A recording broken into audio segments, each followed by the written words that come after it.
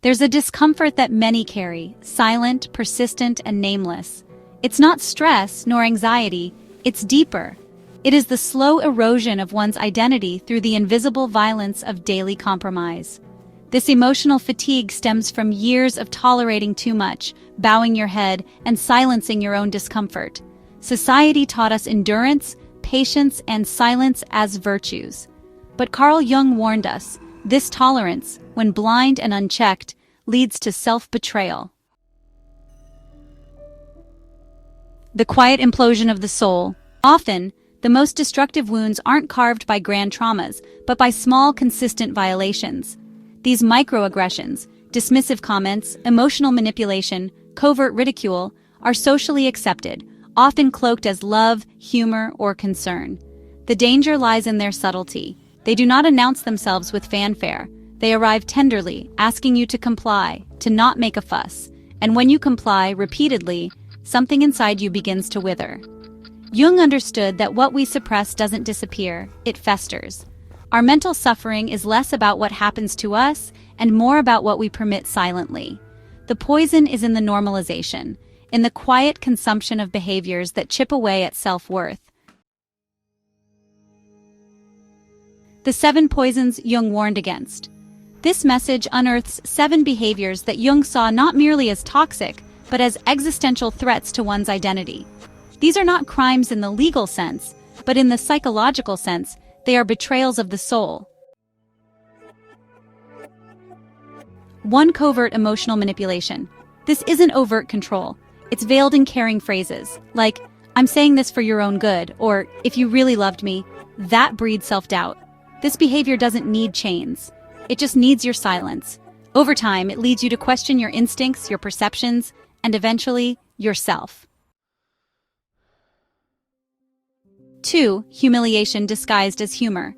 It's the joke that cuts, the laughter that isolates, the sarcasm that feels like a slap. You're forced to laugh along, or, be branded humorless. Each joke is a splinter driven into your self-esteem. Jung emphasized that the unconscious doesn't distinguish between humor and truth. What is repeated becomes embedded, shaping your reality. 3. Gaslighting, the most insidious behavior. It makes you question your memories, your feelings, and your truths. You're exaggerating, that never happened. These phrases aren't just denials, they're psychological warfare. Jung called this internal betrayal. When you begin distrusting your own mind, you become a prisoner in someone else's narrative.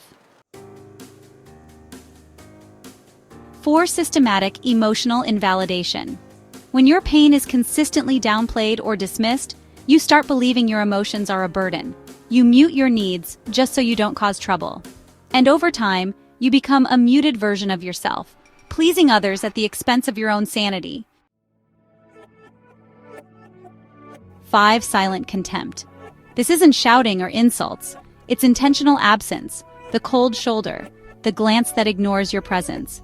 It's emotional erasure, punishment through silence. It's honestly the most passive yet crushing form of control.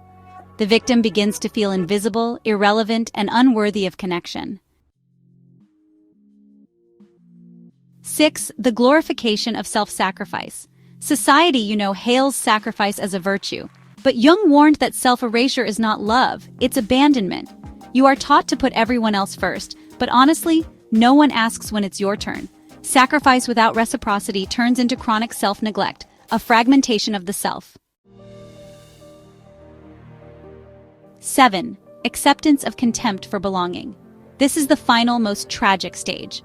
After enduring manipulation, ridicule, gaslighting, and abandonment, some people just resign. They accept crumbs, tolerate contempt, and even, somehow, believe they deserve it. Jung called this psychic death, the point where the individual no longer hopes, speaks, or feels. They just survive. The way out begins with truth. This isn't just a diagnosis, it's a wake-up call. Knowing these patterns is the first crack in the facade. Once named, they can't be ignored. Jung's teachings compel us to confront our internal shadows, not point fingers. It's not about blaming others, but about asking, where did I betray myself? Who have I excused for too long?